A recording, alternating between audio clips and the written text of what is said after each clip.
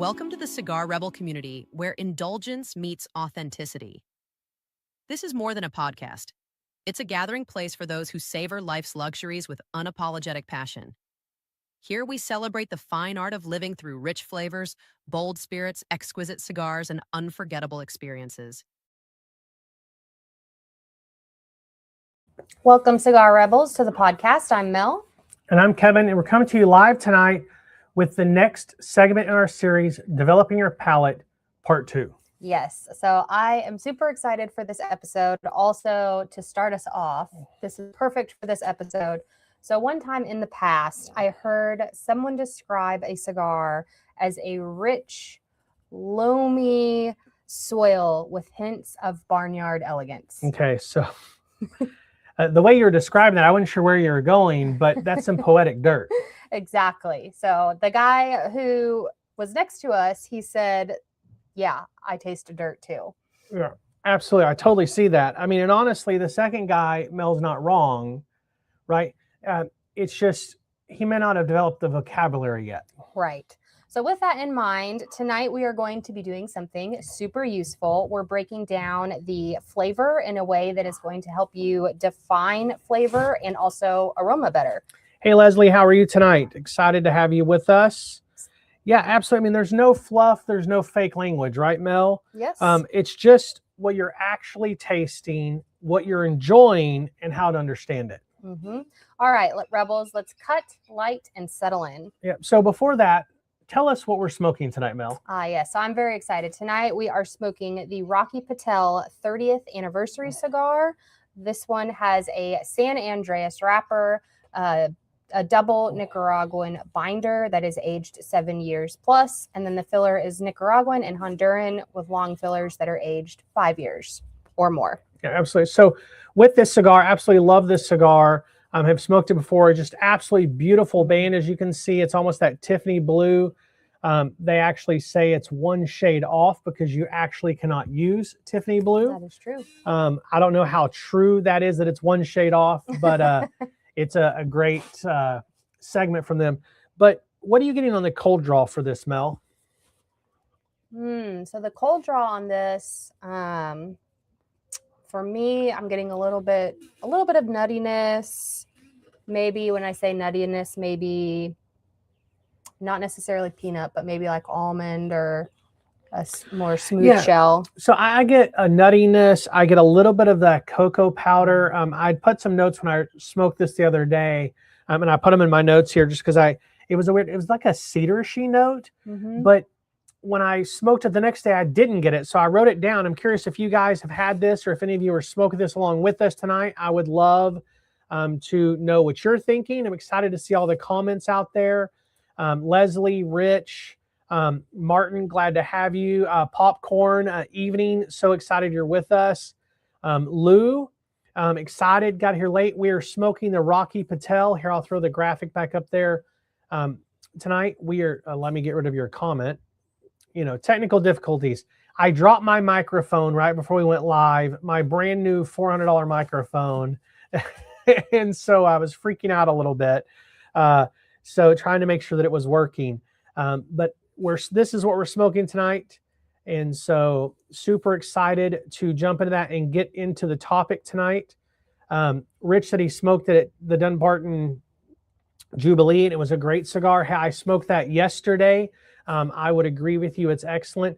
But I want to light this cigar, Mel. So let's go ahead and get to our lighting that's brought to you guys by Big Sky Cigar Company. Back in 1905, under Montana skies, 107 factories rolled smoke for a while. Reminders of ranchers, life one and grin. Now Big Sky Cigar is bringing that spirit back in. Yellowstone River to the bold bighorn flow. Madison, Beirut, like what we know. And leave from Nicaragua, San Andres to Ecuador rolled up.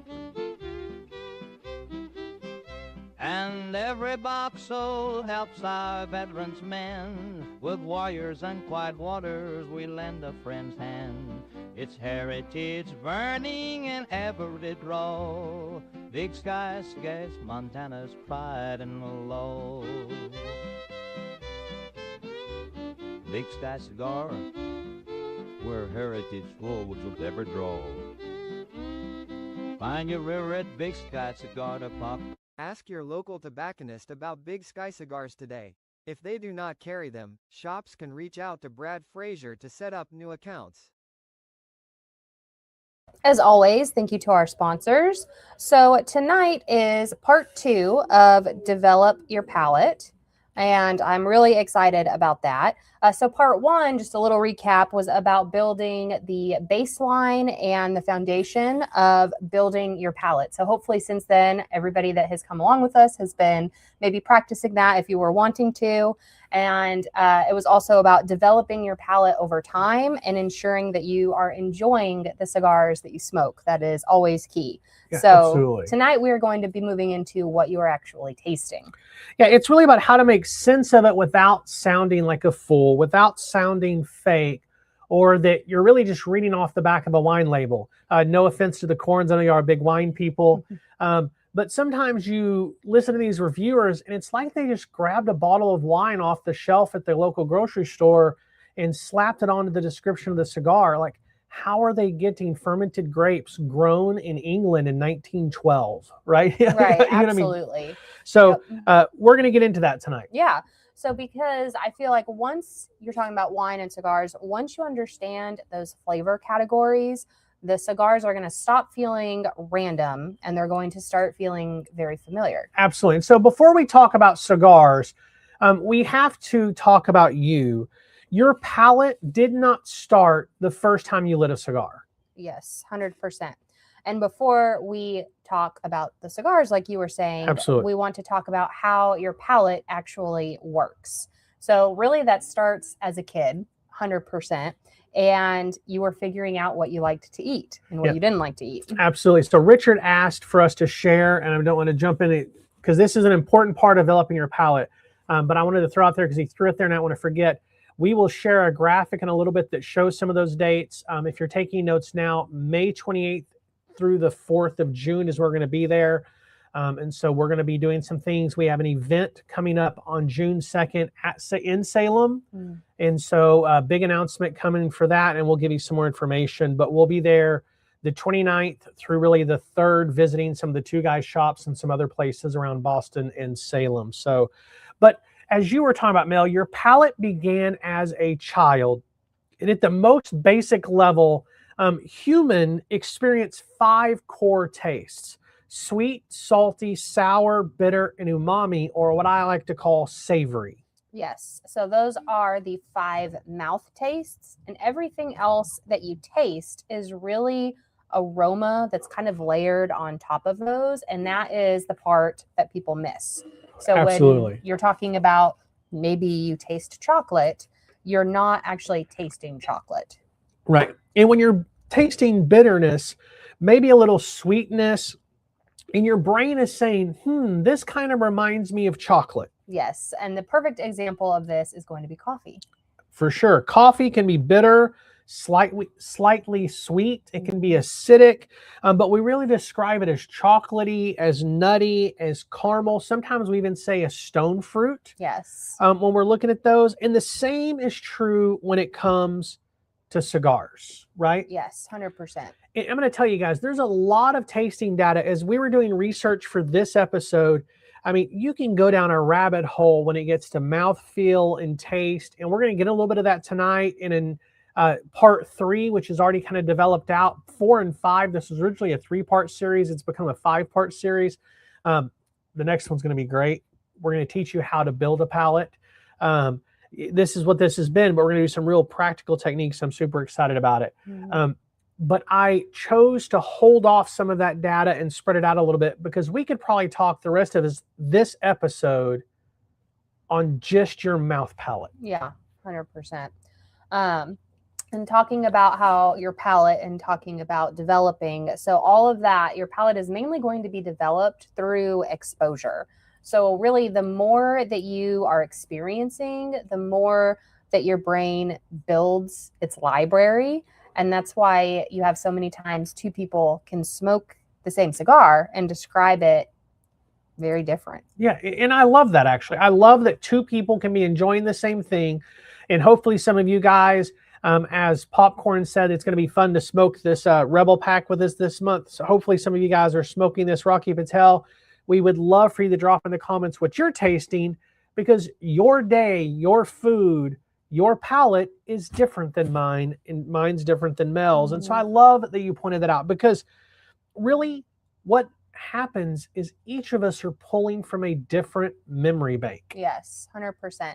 And I want to tell all of our Rebels something really important, especially as we're diving into these chapters and chapter 2.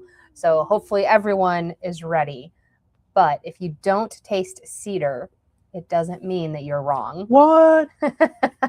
It just means your brain hasn't labeled it that yet. You don't have a memory. Many of us didn't grow up in cigar shops or smelling cedar boxes. And if Grandpa did have a box of cigars that he threw his knife in, or his coins, or maybe he hid some cigars away from Grandma in it, it probably wasn't cedar, or it's been setting out and not in a humidor for so long, we never smelt it. Yes.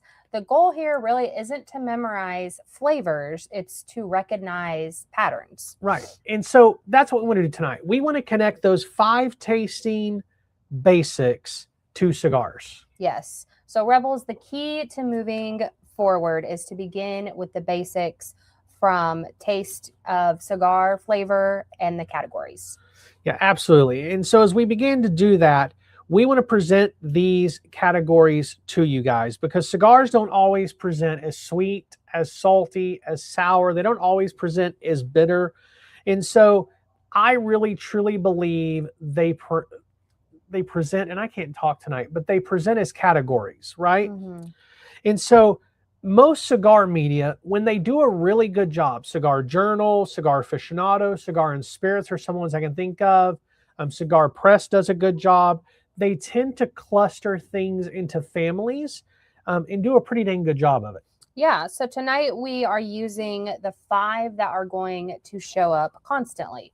So there is earth, sweet, spice, wood, and cream.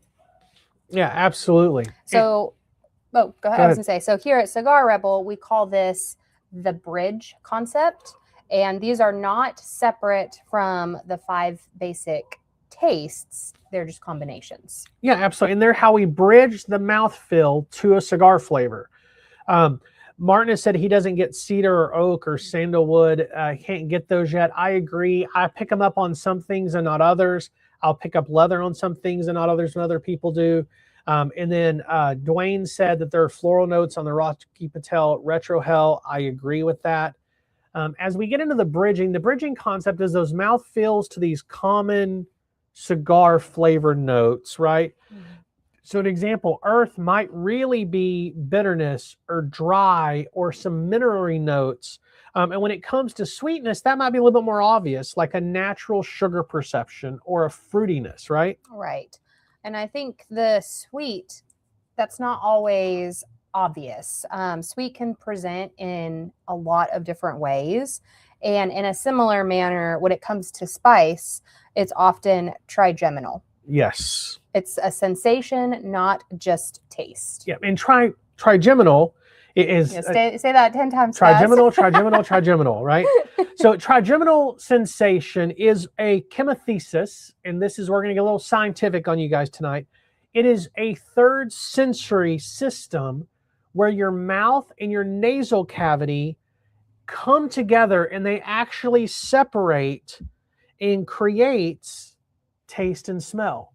So that trigeminal process takes everything you're tasting in your mouth, everything you're smelling in your nose, and separates them out and creates flavor notes. Yes. It's carried by what's known as the trigeminal nerve, which detects irritation, temperature, physical sensations from different chemicals, and that's why a jalapeno is hot.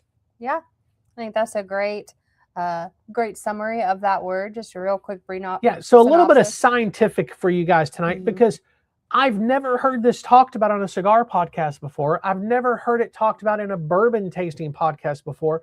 But when I dove into the rabbit hole, it is 100% how you taste, how you smell, why they're different yet the same. Mm-hmm. Yeah, I feel like for sure I would have heard someone say that word on another podcast. Yeah, I would have remembered trigeminal. Yeah. So let's go ahead and we're going to break this down a little bit more. So the next one we'll talk about is wood.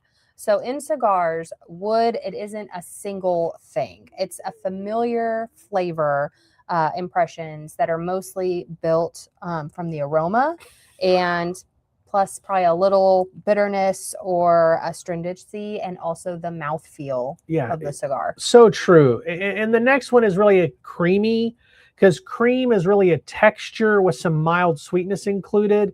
And you get it oftentimes kind of when you're smoking a cigar and there's that creaminess in your mouth. In Rebels, it's why developing your palate is so complex, because in many ways it develops naturally, as we talked about in part 1.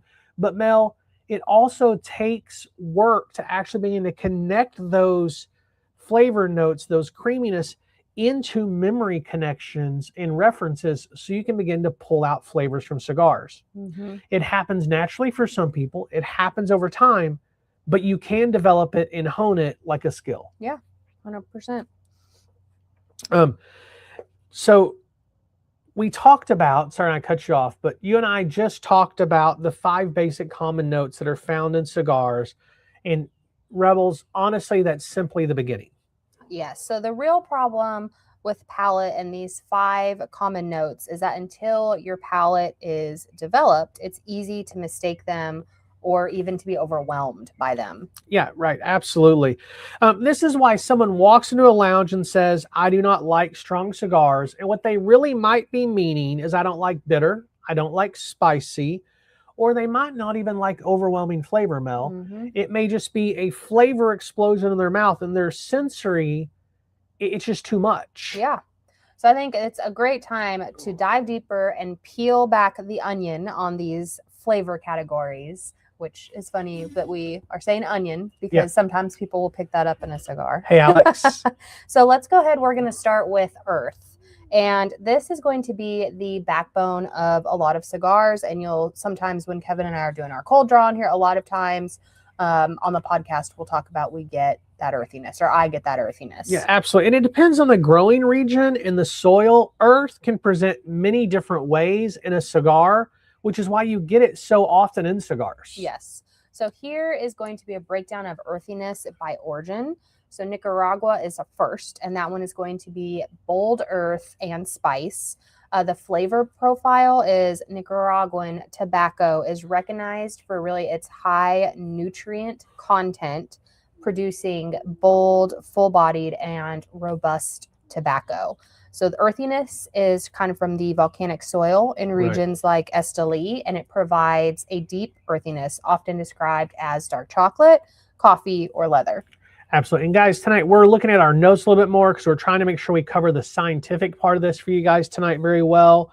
So when we talk about the earth when it comes to Nicaragua, the regional specifics, Esteli tobacco is often known for its spice and its earthiness, while Jalapa is known for being slightly creamier and more subtle. We use Jalapa in several of our Nicaraguan blends that we blend. Honduras is very similar. Of course, it's just the country next to it. You can walk between them. Yet it presents very different. It presents way more rustic and way more intense in earth notes. And sometimes people will actually say that Honduran tobacco just tastes like dirt to them. Mm-hmm. But the flavor profile is very similar to Nicaraguan. Honduras is a strong contender for those earthy notes if that's something you enjoy in a cigar. Yeah, 100%. Sorry, you want me to talk about characteristics for a second? So Honduran tobacco is frequently described as having a flinty or raw, a rustic or profoundly earth flavor. And I'm not sure exactly what profoundly earthy is, but I've seen it in several different reviews of Honduran cigars. And often people talk about the finish of Honduran tobacco having that leather. I was actually reading a review yesterday, not preparing for this, just happened to be looking at one that somebody did. And they said on the finish, it tastes like they stuck their childhood baseball glove in their mouth. And I instantly thought of leather because that's what I used to do all the time when I was playing baseball. I wouldn't stick it in my mouth today, But as a kid, I stuck anything in my mouth to hold it while I was doing something. Yeah, I guess that's true. I don't know that I've actually ever stuck one in my mouth, but I have smelled them. And the smell is very, if it were a flavor, you would know how it tasted. Well, it's like the mitt's been in the dirt and now it's in my mouth, and you get the two together, tastes like Honduran tobacco. Yeah. So the unique flavor notes that are found in Honduran tobacco is why many people they love it or they hate it. That earthy profile is considered a strong choice for those looking for a savory, pungent earthiness rather than a more mild or creamy smoke. Absolutely. So next we're going to talk Dominican Republic, which is more balanced and subtle earth. Known for more elegance and smoothness, Dominican tobacco often comes with milder flavors like cedar, nuttiness, and cream. Mm-hmm. The earthiness there, while the many premium Dominican cigars use a blend of Piloto Cabano, they can offer earth notes. They're rarely as intense or upfront as Nicaraguan and Honduran counterparts. Yeah, those are great insights on the Dominican. So I think that's awesome. Totally, my computer is acting. So it's totally my fault. So when you're thinking about the earthy notes, they present, like I said, many different ways, right? Yes, I was going to say, so the different ways that they include themselves is going to be dry, grounded, slightly bitter, and sometimes mineral. Yeah, absolutely. And so if you think about this, go for it. No, I would say if you think about it, it really is that coffee grounds, right? Yeah. It's soil, it's unsweetened cocoa. Those are all those things that you pick up in earthiness. Yeah. And I remember the first time that I actually recognized earth, and it wasn't really a description. It really just clicked for me one day. And I think that honestly, that happens to everyone. I believe that you will have that moment eventually for everyone in your cigar journey. Yeah, you're just smoking, all of a sudden earthy notes begin to pick up, right? I hated it at first, and I thought I hated Honduran tobacco. Yep. But it was really just my palate transitioning over as it was developing. And now there's several Honduran cigars I truly enjoy. Yep. So next, let's talk about that sweet category. And we're not talking about infused cigars. We're not talking about sweet tip cigars. We're talking about the natural sweetness that shows up as a part of tobacco. And sometimes it shows up more than people expect. Yes. And to be clear, that doesn't mean infused or sweet tip. I know I just said it, but I want to be completely clear in that. Yeah, so this is going to be natural sweet notes that show up in many agricultural products like tobacco leaf. So it's not really like candy or like super duper candy sweet, or like if you're having like maybe the syrups in your coffee sweet. Yeah, absolutely. It's going to be more of a note or hint of flavor in a profile. So these can be caramel, molasses, honey, dried fruit, just all those different things, sugar, vanilla, and maybe sometimes that creamy mixed with sweetness. Yeah, so all I got to say, this band I just took off, even though this band is freaking huge, it peeled off so easily. Yeah, mine did too. I love that. I smoked another company that many of us love this morning that has a small band on it and ripped my cigar apart trying to get it off. And it's this tiny little band. But if anybody from Rocky Patel ever sees this, excellent job on the band. Yes, 100%. When it comes to that creamy sweet milk you're talking about, it reminds me a lot of almond milk or a creamy almond butter that you like to put on a bread. It's really that type of sweetness. And when it comes to the creamy and sweet note combination, I find that you often see this in more Dominican tobacco and cigars because they kind of lean in that direction more than, as we're mentioning, Nicaragua does. Yes. And so some people are going to chase the sweetness. Absolutely. And then other people are going to avoid it completely. And neither of those are wrong. Yeah. And I truly believe, guys, that every cigar smoker should smoke exactly what they enjoy, whether it be a premium cigar or something infused. I also truly believe that you can choose a natural sweetness or chase those creamy and sweeter noted cigars without needing to buy something with the sweet tip or an infused cigar. If you do, there's nothing wrong with that. But I don't believe that's where you have to go. Yeah, I agree. So we got a couple of things out here. So before Richard said, Rebels, it's possible that a strong flavored cigar can ruin the subtle flavors of a milder cigar. Absolutely agree with that. So Richard, that's a great comment. And it definitely depends on the smoking order. Yeah. If I smoke a really strong cigar and then move to something milder, it almost just tastes like cardboard. It's just not even there. So just an example, I was smoking this cigar. This is the House Blend Corona that we smoked on the show a few weeks ago. And I was smoking that before because I know that flavor. It's very flavorful, but it's not mild. I knew we were smoking this Rocky Patel 30th anniversary. I'd had it before. I knew its intensity. So that cigar was not going to impact what I could pick up on this cigar.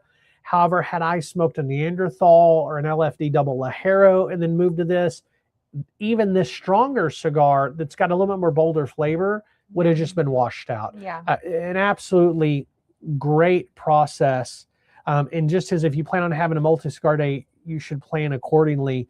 I agree 100% because if I'm smoking 3 or 4 cigars, especially if I'm hanging out with buddies and we're going to be having bourbon, or maybe I brought a coffee with me. I like to drink chai tea. Chai means tea. I drink a chai kind of in the winter months. And so I'll bring that over to the buddy's house in a Yeti. And when I'm doing that, I will go and kind of smoke a medium cigar and then a milder cigar and then a stronger cigar. And you say, why do I go down? Well, because after that first cigar, my palate's really woken up and that lighter cigar pairs really well with the chai. And then I want to finish my night with something stronger. And so I really do think that would be something that would be smart to do. And then he said, can you do a show on don't smoke the cigar if you're going to have this cigar? That's absolutely a great example. Leslie the Corn said, what is your bourbon of choice? Man, that's a hard one. That is a hard question. I'm all over the place, but let me answer this. Mel, you answer first. I've been talking. So I don't know that I have just one bourbon of choice. I do enjoy the Widow Jane Applewood Rye. I like that one a lot. And then the Dickel. Yeah. 9 year. The Dickel 9 year. I don't like all of them, but I do like that one a lot. Yeah. So your favorite's probably the Dickel 5 year. We go to that a lot. Yeah. We've got a couple of bottles of those and the 15 year. The 9 year single barrel or barrel pick from a store pick is always better than the 15 year. If I was going to choose, if I can only have 3 bourbons that I could have from now on, Elmer T. Lee is one of my favorite bourbons out there that I don't feel like you can go wrong with, but it's expensive and you've got to pay way too much money for it because it's hard to find and it's not really worth the secondary cost. Penelope Havana, the Penelope Valencia or Rio, all 3 of those are fantastic. And then one of my favorite bourbons is Willet, and I really love Willet Rye. Yeah. And the purple top is spectacular, especially the higher years. And then there's actually a New Hampshire liquor store pick that is fantastic. That's a 7 year that is probably one of the best bourbons I've ever drank. And when we're there in a few weeks, I'm hoping they still have a handful of bottles. They're supposedly holding 6 for me. Yeah. So we'll see. And so smoked a Dadier cigar and was wondering if the money is worth the smoke. I've never had that one, so I'm not sure. Yeah. So Mel, I think up next, what's next? So up next, we are going to take a quick break. And when we come back, we'll be talking about all more of this chapter. Yeah, absolutely. We fell in love with cigars not because of the flavors or smoking experience or perceived status, but because it allows barriers to fall between other humans and build deeper connections. For that reason, we've been super intentional to curate a space where people can find community and enjoyment with others, and cigars just happen to be the way we're doing it. For that reason, we are thrilled to be the one and only cigar retail store and lounge in downtown Lufkin. A good story is one of the most powerful tools used to connect with another human. Sharing stories fades out differences and highlights similarities found in the details, or with the storyteller. Over the years, we have seen some of the best stories told over cigars, and thus, new friendships are made, passions shared, encouragement given, and so much more. The impact storytelling has on the human connection is why we've decided to name our store and lounge Stories. Because behind every good cigar and conversation is an even better story.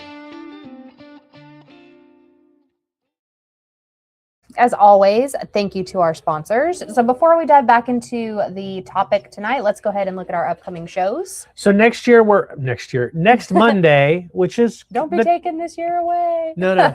So it is next season or next year of Cigar Rebel. So next week we celebrate 1 year of Cigar Rebel. Man, I can't believe it's been a year already. We're going to be smoking the Cigar Rebel Winter Blend on that episode. Hope you guys will be smoking that with us. And we have a couple of announcements around that here in just a moment. Yes. April 20th, we will be doing the PCA Trades Show, and this will be an update from the show. And on that one, we'll be smoking the Bighorn by Big Sky. On April 27th, we're talking about Beyond the Cigar, expanding your cigar circle. And so we're really excited to get into that topic that night. We're going to be smoking the Rose of Sharon by Southern Draw. On May 4th, we are doing Develop Your Palate number 3. So this will be palate building techniques, and we'll be smoking the 20th anniversary Perdomo on that one. Yeah, really excited about that one. Talking about the things coming up for this particular series, and I apologize that it's split, but next week, if you're in the Lufkin, Texas area, or have the opportunity to drive in, we're going to do a 1 year anniversary podcast event with a live audience. It's a ticketed event for $20. You will get 2 cigars, some pours of Garrison Brothers whiskey, as well as different raffles. We're going to be giving away some 5-packs and different things. And then anytime you purchase anything in the shop that night, you will get additional raffle tickets. And that is being sponsored by the Elevated Humidor. So we're super excited about that one. And then let's talk about some upcoming events. I know we talk about upcoming shows. Why don't you walk us through the upcoming events? Yeah, so our first upcoming event is going to be on the 11th, which is this Saturday at Creekside Cigar Lounge. We are doing Cut and Light and introducing our cigars to that lounge, which I'm super excited about. That will be in Belton, Texas. Yep. So then we're going to be at the PCA Expo in New Orleans. They're doing some shopping, some networking, and then also doing some interviews for the podcast. May 2nd is going to be Stories Cigar Fest, which I am super excited about. We will have two limited edition 5-pack collections. That is in Lufkin, Texas. Highly encourage anyone to come out for that event. It's going to be awesome. Yep. On June 2nd, our big announcement is we are going to be doing a couple of different events with Two Guys Cigars. Mel's going to be on the Ash Hills that day with Agnes and Sarah. Before that, we will be at the shop doing an Elevated Humidor event. And then that night, there's a big announcement that they have not released yet, so we're not holding off, but there will be an event that night. And we will be there participating in that event and are really excited about that. So if you're in the Salem, New Hampshire area, we would love to see you. We're going to be at Red Anchor one night. We'll be at Salem on the 2nd. And then that evening for the event that they're announcing here in just a few days. Yes. And finally, to wrap up June on 6/29, we will be at Creekside Cigar Lounge. They are doing their monthly ladies' night. And so we will be guests there. I'll be guests there. You might be there as well. I don't know. But we'll be focusing on the Ladybug that night. Yeah, absolutely. So we're excited to smoke the Ladybug with them. And at that night, we might even introduce our newest cigar. Well, we might. We're talking about it.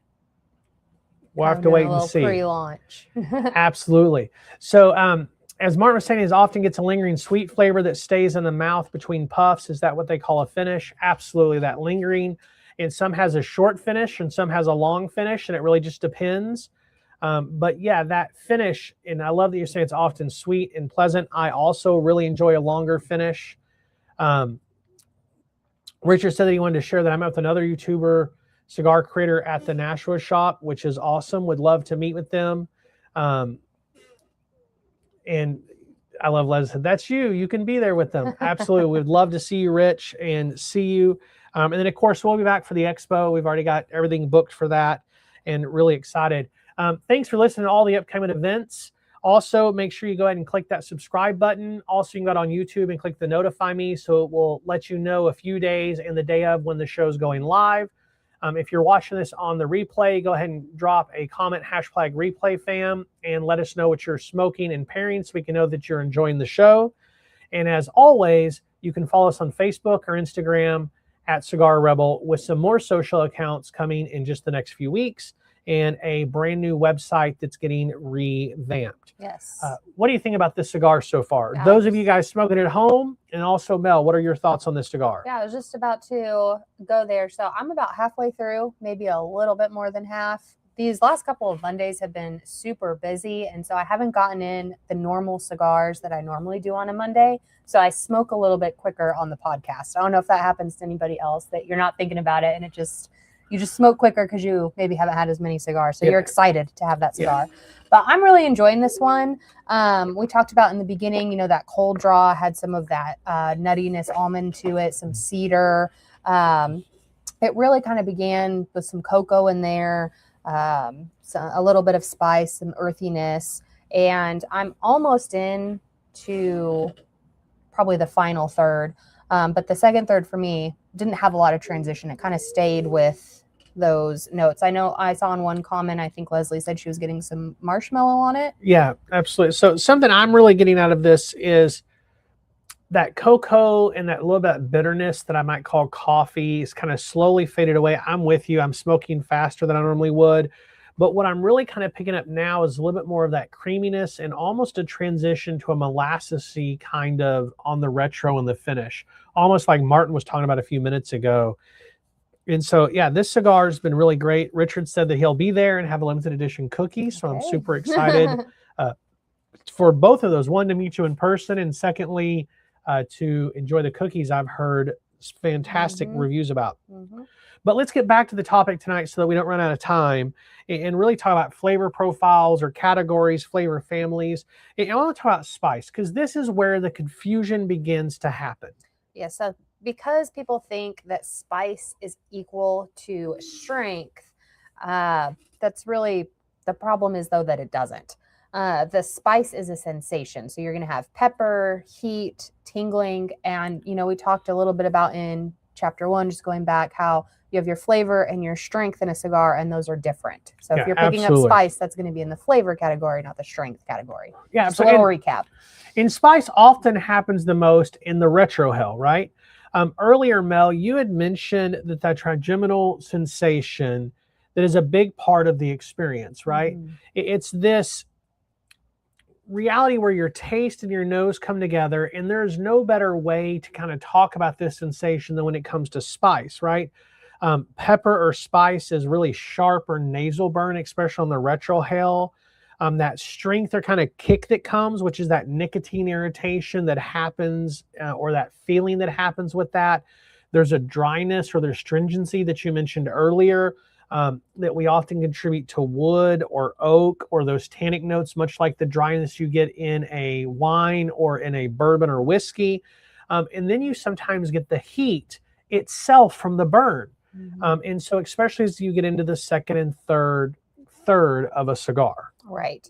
So when people say that a cigar is spicy or peppery, or maybe they use the word harsh, or maybe they even say smooth, they are often describing that trigeminal effect, not the taste. And I love that, because we're learning something. This is something that I hope you guys are learning. I've been learning, because some people truly love spicy cigars in the same way they love spicy curry, while others prefer something smoother or creamier.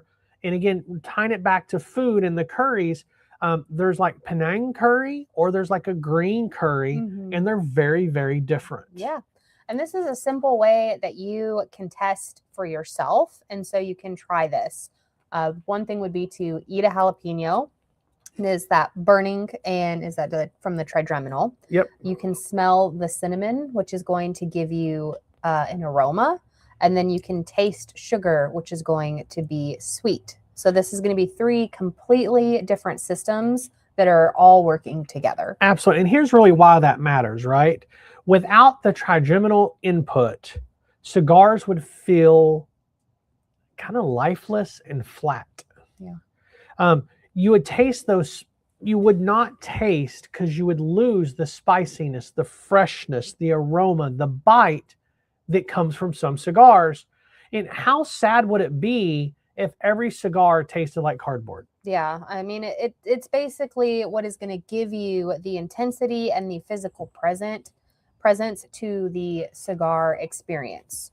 So Rebels, the spice flavor category, it is important in developing your palate because it often is where the trigeminal and the aroma combine to create that specific cigar note, like Absolutely. the peppery cedar, creamy spice. That's kind of where it's all going to click together. Absolutely. And wood is one of those classic cigar notes, right? It's probably the most one, right?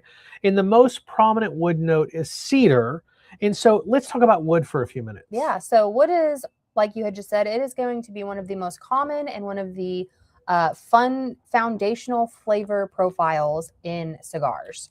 It doesn't come from actual wood being added, but from... there is no wood in here. If there is, there's a problem. But it actually is going to come from the aromatic compounds developed during curing, fermentation, and then the aging of the tobacco. Right. So, yeah. Go ahead. So, at its core, wood is primarily an aroma-driven note, and it is supported by a touch of bitterness, which is taste, and a drying tannic sensation, which is that trigeminal effect. Mm-hmm. Yes. Together, these really create an impression your brain begins to recognize as different woods. Cedar comes out most often because of the tannins. And so, Mel, why don't you tell us about the most common types of wood notes that we pick up in cigars? Yes, so we're going to start with cedar. And as you had mentioned a minute ago, this is the most classic cigar wood note. It's going to be aromatic, slightly sweet, really clean.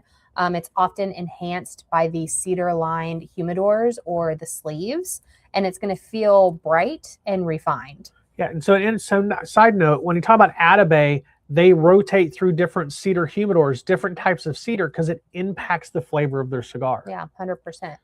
The next one, that's going to be oak. So this one is heavier and going to be drier than cedar. It's going to be slightly tannic and sometimes toasted. And then it can give a more structured and robust impression. Absolutely. So next we're going to talk about hickory or charred wood. This is one that I really enjoy. When you pick up on some cigars, it's that darker, richer notes. Often it overlaps smoky or roasted notes, sometimes almost a roasted nuttiness kind of compound. It can feel bold because sometimes it even almost has that barbecue note. If you ever heard somebody talk, say, ribeye or char on a barbecue or the bark on a brisket, you'll see that's really that hickory char note, right? Yep. Another one is saddlewood and exotic woods. And I love that Martin mentioned this one earlier because this is one I don't really ever pick up, but I definitely know people that do. It's softer, it's smoother, and sometimes it's almost a creaminess type of wood note. In my mind, I'm thinking like a balsa wood type of thing, but I don't know because I don't pick it up a lot. But it's almost more of an incense smell. It's almost aromatic that your nose is picking up more than your mouth is tasting. Yeah, I could see that. And so with talking about this, I want to be clear that not everyone is going to detect all of these wood notes. I know you said you don't really pick up a lot of sandalwood, and so it happens. Absolutely. And really the aroma sensitivity is also going to vary. So people have different smell acuity, like color vision or flavor. There's going to be the experience and also the memory matter. So you can't recognize cedar if you've never really smelled cedar. Absolutely. So flavor, again, equals that pattern recognition. And then number 3 is the context is changing the perception. So the same cigar can taste different depending on what you have eaten or drinking, the humidity level, your focus level, do you have a cold or allergies? All of those things are going to impact that. Absolutely. Yes. And the last one is going to be the language versus the reality. And in the reviews, oftentimes people will miss many of the notes. And in reality, people are usually perceive the 1 to 3 dominant notes, not the 10 distinctive ones. Absolutely. And so Martin said he's taking notes on these wood notes because it's absolutely going to be in the final exam, Martin.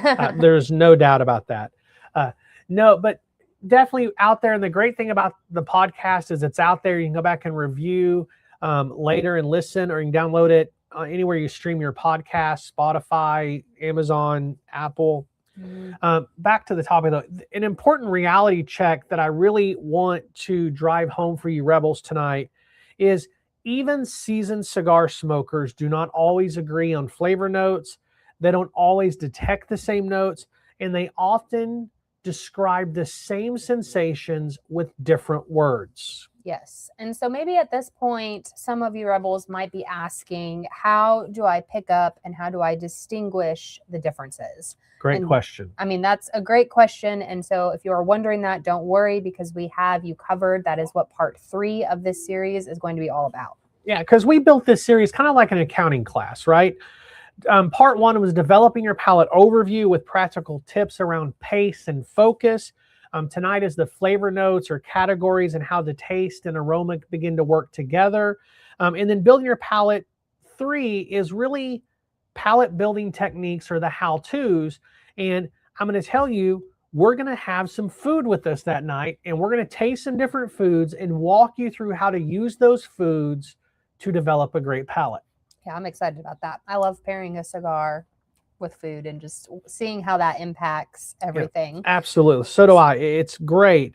And so it really is those things. And so Mel, let's go ahead and round out these flavor notes we brought up earlier. So for tonight, we're going to go ahead, round them out. The categories are going to be the cream, which is the texture that is going to change everything.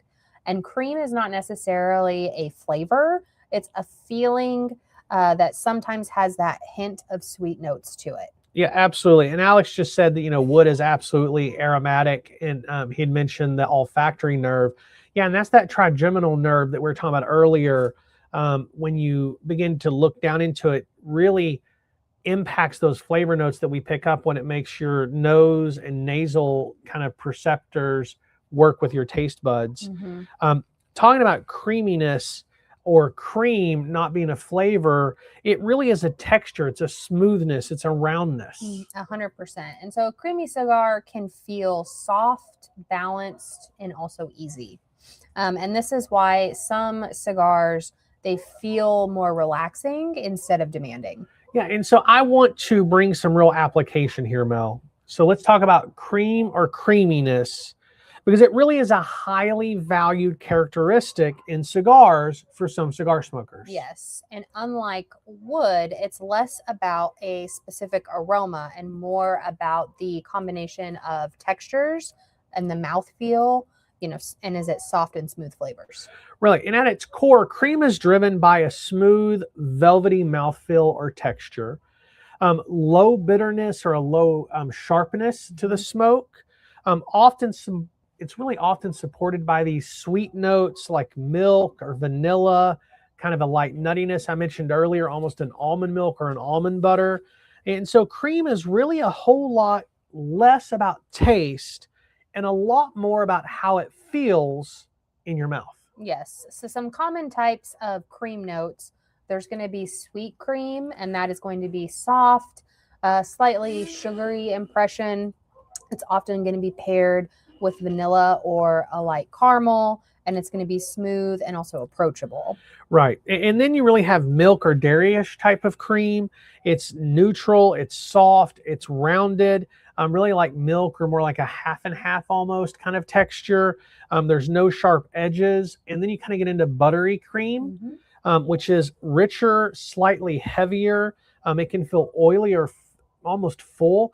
If you have a cigar and you take a draw on it, you chew in your mouth, and it's almost got that buttery oiliness to it. I love that in a cigar. And it's weird because you get that off of the smoke. And that's really unique to me. Yeah, 100%. And so what about nutty cream, So Mel? lastly, there's going to be the nutty creaminess, and that cream is going to be combined with almond, cashew, or peanut, and it's going to add depth while also staying smooth. Right, absolutely. So, I mean, that's a great little list of the creams. And so putting it all together to wrap up tonight, maybe instead Now you might not say, I don't know what I'm tasting. Right. You know, you can say it's earthy, a little sweet, maybe some spice with a creamy finish. Right. And that's real and that's accurate. And here's the truth, Rebels. That's enough. You don't have to get to the deep level layers. I said this, I think, in the Develop Your Palate 1, where I had read a review where somebody said it tasted like the gum that was left on the wrapper that he found in his shoe in the back seat of the car. Now, I don't know about you guys. I don't want to know what the gum wrapper that was left in my shoe in the back of the car tastes like. Yeah, I'm not going to be trying What that. I really want to do is know, was it earthy? Was it spicy? Was it full flavor? Because the reality is that's enough, and it doesn't sound foolish, and you don't have to compete with these super detailed descriptions someone else might be getting. And so in the next couple of episodes of this series, we're going to go deeper into how do you really build that. Additionally, so in part 4, or maybe even part 5, we want to talk a little bit more about how blenders actually create these flavors. Absolutely. So Leslie had said, why don't you read Leslie's note? This is an excellent cigar. This is box worthy. And I do actually, the box that this comes in is very well done, I would say. Absolutely. And so I am going to, because I'm curious, looking. So on this cigar, just because it's interesting, I had to look up in our system, and I apologize. So for this cigar we're smoking tonight is an $18 cigar. And this is one of those few $18 cigars that I would say is absolutely spectacular. Yeah, I agree. Right. And it's worth the $18, right? Yes. Now, you mentioned just a second ago about we're going to talk in the 4th and 5th episode about how blenders actually create these flavors. Mm-hmm. And my question would be, do they?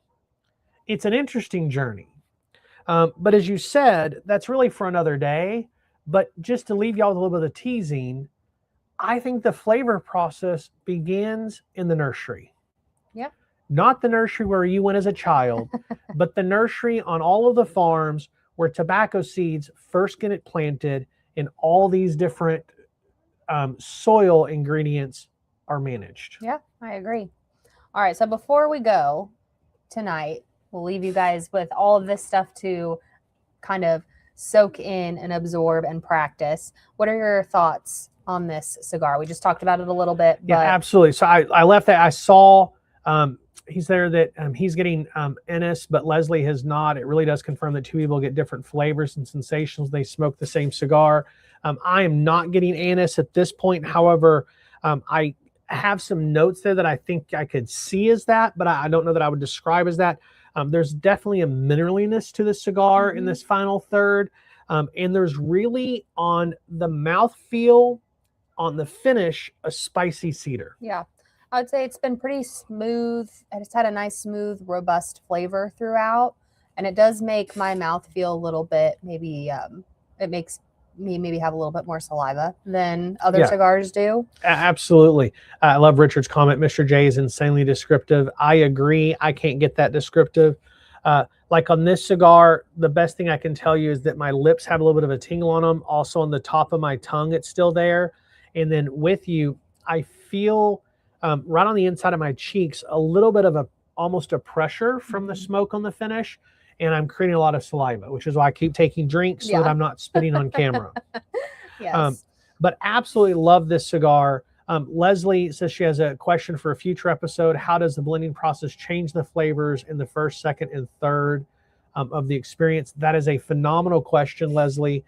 We will definitely be jumping into that question in the part 4 or 5 of the blending, because we're going to talk a little bit about how we create transitions, where the flavor profile and tobacco leaves are. We'll probably have some tobacco leaves with us during that, so we can kind of show you that process. And I might even talk Mel into bunching a cigar that night, so that we can kind of show you exactly what we're thinking on that. Yeah. So as of for tonight, though, this was our episode. Thank you guys so much for joining us today. If you liked this episode, Please leave us a review, share with your cigar friends, and hit us up with any topics that you would like for us to dive into in future episodes, just as Leslie just did. Absolutely. And if you're watching or listening to this on replay, go ahead and drop us a comment, #ReplayFam, and let us know what you're smoking and let us know that you're coming along for this journey. Also, go ahead and click on that notify button. Several of our next podcasts are out there, and we hope that you don't miss an episode because we love having you on the journey with us. Next week, we have a great episode for you Rebels out there in the 1-year anniversary. It's going to be a great night. We've kind of got the show notes kind of ready for that already and what we're going to talk about. And we're going to cover a lot of things about this last year, what the next year's looking like, and even announce a couple of projects that we're working on, but not too much information. Yes. So thank you guys again for tuning in tonight. We will see you next Monday at 7 p.m. Central Time. And until then, don't forget to keep your cigars lit, your ash long, and your palate curious. Thanks, guys. You have a good night, Rebels.